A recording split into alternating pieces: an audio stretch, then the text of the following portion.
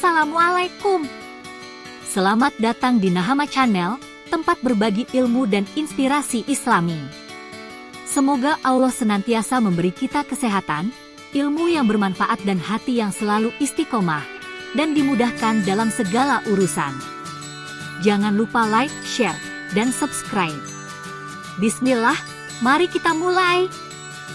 Kisah Ashabul Uhdud, keberanian di tengah bara api. Pada zaman dahulu, di sebuah negeri yang jauh, hiduplah seorang raja dholim bernama Dunuwas.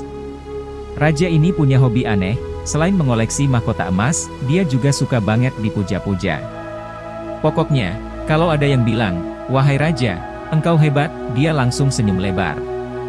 Tapi begitu ada yang bilang, "Aku hanya menyembah Allah," wah, dia langsung cemberut, urat lehernya menegang, dan, ya, biasanya diikuti dengan rencana jahat. Raja Dunuwas punya seorang tukang sihir senior yang sangat dihormati. Si tukang sihir ini sudah tua, janggutnya panjang, dan kabarnya suka lupa di mana dia meletakkan tongkat sihirnya. Suatu hari, dia berkata, "Wahai raja, aku sudah tua. Sebelum aku pensiun, carikan aku seorang murid yang bisa melanjutkan tugasku." Sang raja setuju, lalu mereka mengadakan semacam casting besar-besaran untuk mencari calon murid terbaik. Acara ini diadakan di alun-alun istana dengan spanduk besar bertuliskan, "Dicari murid sihir, pintar, berbakat, dan tidak takut ular." Para peserta berdatangan dengan berbagai karakter unik. Ada Tarek si tukang pamer, yang mencoba membuat koin menghilang tapi malah menjatuhkannya ke dalam sumur. Lalu ada Basil si overacting, yang membaca mantra sambil berguling-guling di tanah, itu malah membuat para juri bingung antara kagum atau kasihan. Ada juga Lina si pemalu, yang saking gugupnya malah memanggil burung merpati keluar dari lengan baju temannya, bukan dari topinya sendiri. Di tengah semua kekacauan itu, muncullah seorang anak muda sederhana bernama Gulam. Dia tidak membawa alat sulap apapun, hanya membawa rasa penasaran yang besar. Saat diminta menunjukkan kemampuannya, dia berkata, "Aku tidak punya trik sulap. Tapi aku suka belajar." Para juri terdiam, lalu salah satu dari mereka berbisik, "Ya, setidaknya dia nggak bikin koin menghilang ke sumur." Akhirnya, Gulam terpilih karena kecerdasannya dan semangat belajarnya. Gulam ini anaknya cerdas tapi punya sifat penasaran yang tinggi. Dalam perjalanan belajar sihir, dia sering melewati seorang rahib, ulama, bijak. Gulam tertarik, lalu diam-diam belajar tentang tauhid dan keimanan kepada Allah dari sang rahib. Semakin lama, Gulam makin bingung. Kok ajaran si rahib ini masuk akal, ya? Sementara si tukang sihir malah ngajarin cara sulap murah meriah pakai asap dan cermin. Akhirnya, Gulam lebih sering belajar dengan rahib tersebut. Suatu hari, suasana di jalanan ramai dengan teriakan panik. Seekor binatang buas, kabarnya seekor singa galak, tapi bisa jadi cuma kucing besar yang marah karena belum sarapan, menghalangi jalan utama. Orang-orang berlarian ke sana kemari, ada yang naik ke pohon, ada yang bersembunyi di balik gerobak sayur. "Tolong! Itu hewan buasnya makin dekat," teriak seorang bapak sambil menggendong anaknya. "Aduh, sandalku copot." "Gak apa-apa deh, tinggalin aja," sahut seorang pemuda sambil berlari tanpa menoleh ke belakang. Seorang ibu tua menjerit, "Cepat panggil penjaga istana. Atau, siapapun yang bisa berlari lebih cepat dari hewan itu." Gulam datang dan melihat kekacauan itu.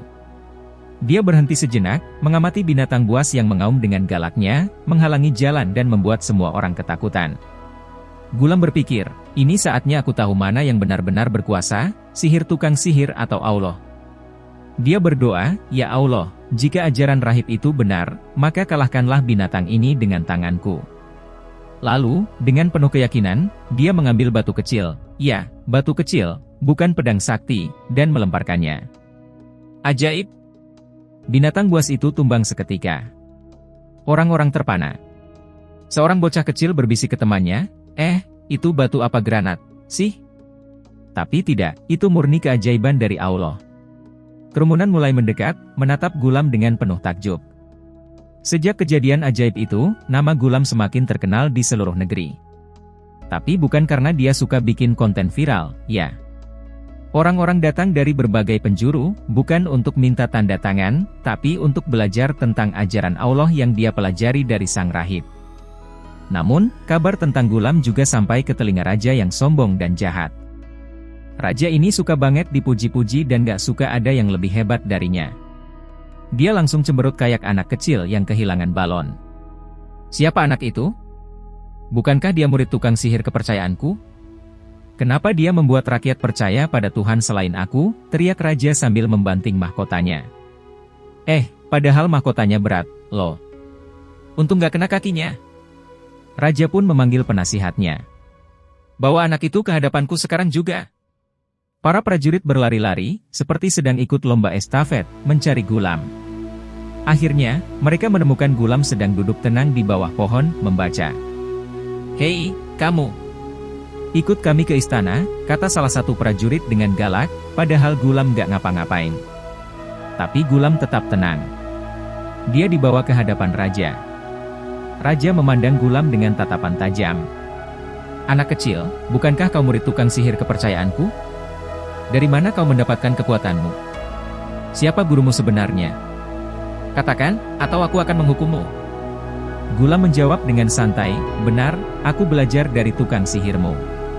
Tapi aku juga belajar dari sang rahib, yang mengajariku tentang kebenaran. Kekuatan itu bukan dariku, bukan dari sihir, melainkan dari Allah, Tuhan semesta alam. Raja semakin marah, mukanya merah kayak tomat matang. Kau harus berhenti bicara seperti itu. Aku adalah Tuhan kalian. Tapi Gulam tetap berani. Kau hanya manusia biasa, Raja. Tuhan yang benar hanyalah Allah. Raja tidak terima. Dia memerintahkan para prajuritnya untuk membawa Gulam ke gunung tertinggi dan melemparkannya ke jurang jika dia tidak mau mengubah keyakinannya. Sesampainya di puncak gunung, para prajurit berkata, Gulam, tinggalkan keyakinanmu atau kami akan melemparmu. Gulam tersenyum tenang. Ya Allah, lindungilah aku dari mereka dengan kekuatanmu.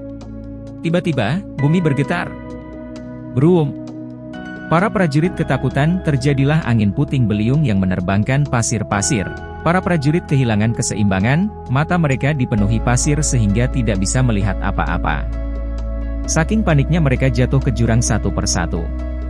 Tapi Gulam tetap berdiri kokoh, seperti tak terjadi apa-apa. Dengan langkah santai, Gulam kembali ke istana. Saat raja melihatnya, dia melongo lebar-lebar. Kamu masih hidup?